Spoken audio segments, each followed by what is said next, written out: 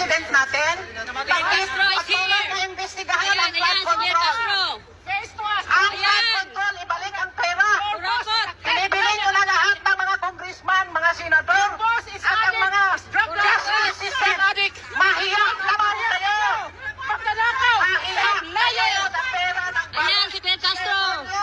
Bring the money to the cover of Filipino. Your face is ugly than what you are. Because you're a liar. Ma'am, You're a traitor. singganana, You are a thief. Ilangan ako, singganana ko kababa sa inyo. Pero tangi ang kwarta sa Pilipino, ibalik nyo. Taluoy ang mga Pilipino. Pinaubos na ninyo ang kwarta sa flood control. Please, please,